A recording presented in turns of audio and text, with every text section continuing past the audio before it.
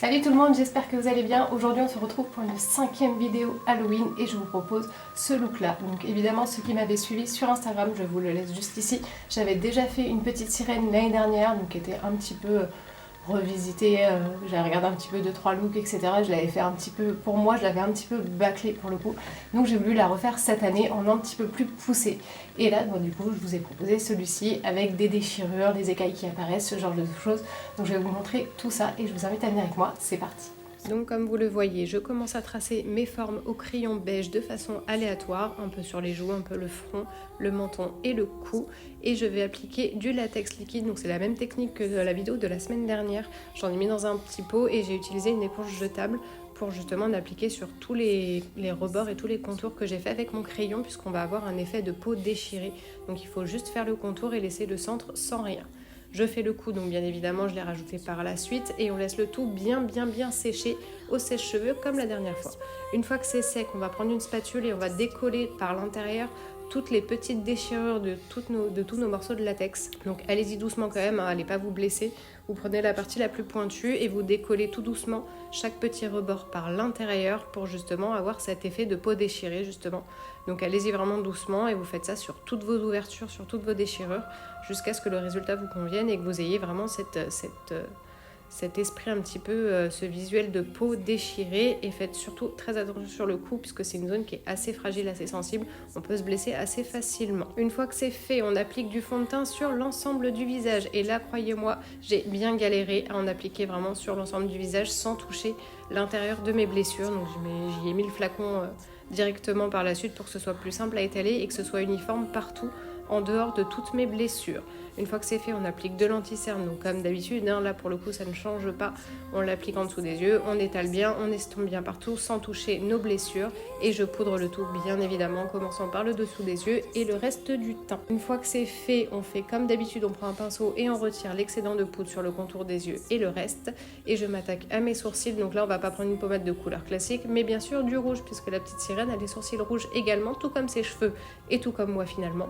Donc là pareil, même technique que d'habitude, juste qu'on utilise du rouge et pas une couleur naturelle pour les sourcils. Une fois que c'est fait, je vais prendre mon bronzer et je vais quand même essayer d'ombrer les petites zones visibles au niveau du visage, donc les creux des joues, le contour et le contour du nez. Et je m'attaque aux yeux comme d'habitude, base à paupières pour accrocher le fard à paupières, du beige en dessous de l'arcade sourcilière pour illuminer un petit peu le dessous et contraster. Et sur les paupières, j'ai appliqué un fard à paupières un petit peu parme, un peu pailleté, que j'ai bien estompé et bien fondu dans l'arcade pour éviter d'avoir une démarcation.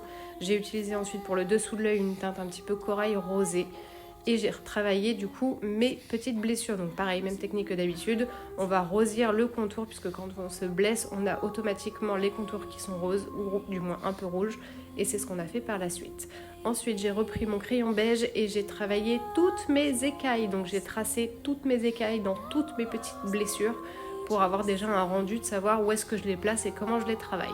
Une fois que c'est fait, j'ai pris un petit pinceau tout fin et j'ai utilisé une couleur un petit peu bleu ciel et j'ai travaillé le haut de chacune de mes écailles. Et je dis bien chacune puisque j'ai passé un temps fou à faire toutes mes écailles entières. Donc on prend du fard à paupières et on retravaille le haut de chaque écaille. Et on fait ça vraiment partout et on prend le temps d'être assez précis pour que le tout soit quand même assez uniforme et qu'il n'y ait pas trop de décalage avec le reste des écailles ou le reste des formes. Et on fait ça bien sûr dans le cou bien évidemment. Ensuite j'ai pris une couleur un petit peu plus vert, un peu vert d'eau que j'ai dégradé justement dans ma couleur bleue. Donc pareil, on est sur le dessous de l'écaille, du moins sur la partie basse, et pareil on fait ça sur chacune des écailles, vraiment toutes les écailles, elles y passent toutes une par une. Et pour donner un petit peu de relief et de 3D, j'ai utilisé un liner noir et j'ai retravaillé pareil toutes mes écailles, j'ai refait tous mes tracés pour qu'on ait un petit peu de relief et que ce soit un petit peu plus visible en dessous de la peau. Une fois que c'est fait, j'ai pris un fard gras rouge et j'ai travaillé l'intérieur de mes blessures, donc l'intérieur de la chair déchirée, pour vraiment commencer à donner cet esprit de peau déchirée et que ça commence à être un peu rouge là-dessous et que ça va pas tarder à saigner. J'applique ensuite du crayon blanc à l'intérieur de ma muqueuse, j'applique du mascara sur les cils, évidemment toujours pas de faux cils, ça ne change pas de d'habitude. Et une fois que c'est fait, je travaille mes lèvres en rouge pareil, j'ai pris un crayon au contour des lèvres rouge, j'ai appliqué un rouge à lèvres rouge par-dessus. Et ensuite la partie la plus fun, le faux sang, donc sur une petite spatule, j'en applique un petit peu, c'est du faux sang épais celui-là, et j'en ai mis vraiment un petit peu dans l'intérieur de mes blessures, puisque vraiment quand ça saigne de toute la blessure, de toute la déchirure.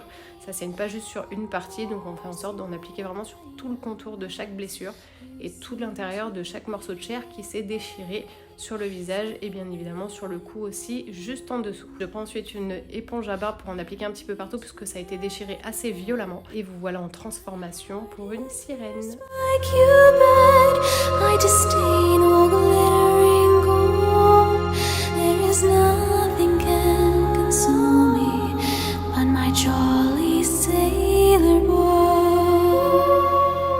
Et voilà pour ce look, j'espère qu'il vous aura plu, j'espère que ça n'aura pas été trop compliqué à comprendre ou à reproduire chez vous. N'hésitez pas à me dire ça dans les commentaires juste ici.